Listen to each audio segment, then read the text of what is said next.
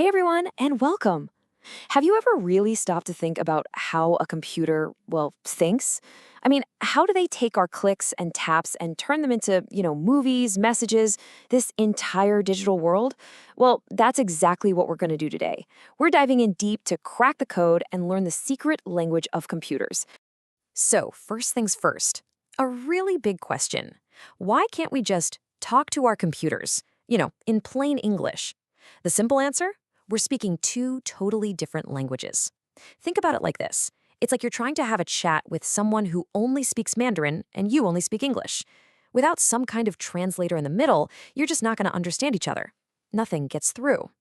And right here, this is the core of it. So on the left, you've got our language, our way of doing things. We use 10 digits, right? 0 through 9.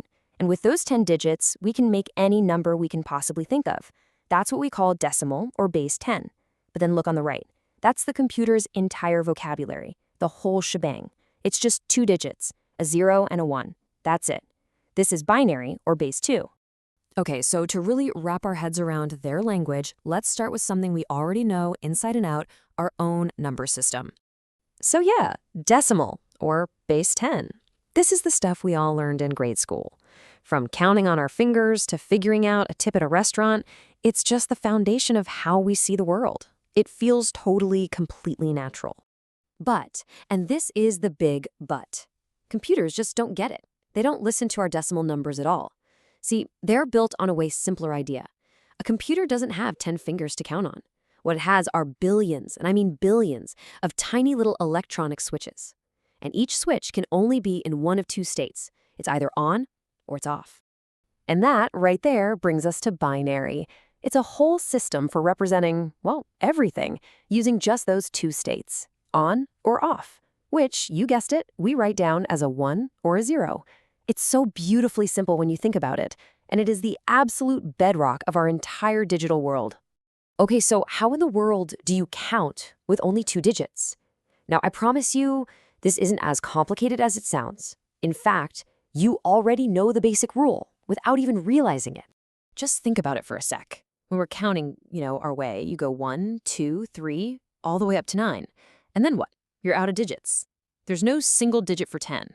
Exactly. We just roll over, we put a 1 in the next column over to the left, that's our tens place, and we reset that first column back to 0. And boom, you get 10. We do this all the time, completely automatically. Okay, so now let's apply that exact same logic to binary. What happens when you only have two digits? You count 0, then you count 1, and oops, you're out of digits again. So what do? You do the exact same thing. You roll over, you stick a 1 in the next column to the left, and you reset that first digit back to 0. And that's it.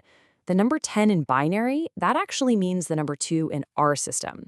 It is the exact same logic, just with way fewer building blocks to play with. And each of these little guys, these single zeros and ones, they have a special name. We call it a bit. The name is literally just a mashup of the words binary and digit. And a bit, that's the absolute smallest piece of information a computer can possibly understand. All right, so this is all pretty cool in theory, right? But where does this stuff actually show up? Let's look at a perfect real-world example, something you use every single day, probably without even thinking about it. Think about this. Every single device that's connected to the internet, your phone, your laptop, even your smart fridge, it has its own unique address. You can think of it just like a street address for a house on the internet. Now, you've probably seen something that looks like this before. This is an IP address, and for us humans, it's presented in a way that's easy to read. Just 4 numbers are kind of numbers separated by dots. Pretty simple, right? But hold on. Remember our first rule? Computers don't speak our language. They don't speak decimal. So when your computer sees this address, what is it actually seeing? It sees this. Whoa. Yeah, each one of those numbers we can read gets translated into its own string of 8 bits. That huge, long string of ones and zeros, that is the exact same address. It's just written in the computer's native language. That's binary, right there, working behind the scenes to connect you to everything. Okay, but let's be honest. Staring at a giant string of ones and zeros like that, it's a bit much. It's hard on the eyes, even for professional developers. So they came up with a really clever shorthand to make things easier. Have you ever been looking at, say, the code for a website, or maybe some kind of error message, and you see these weird numbers that have letters mixed in? Like an A or a B or an F? Well, what you're seeing is called hexadecimal, or hex for short. It's a base 16 system.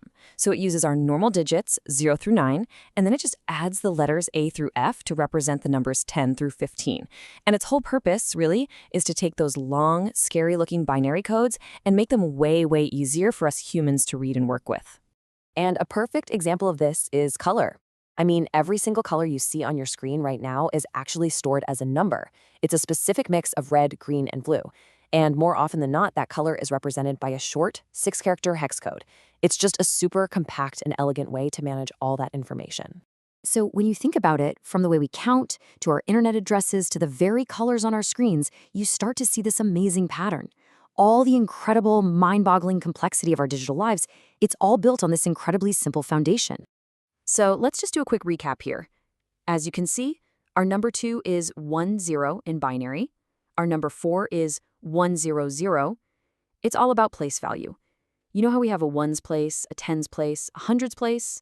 Well, binary has a ones place, a twos place, a fours place, an eights place, and so on.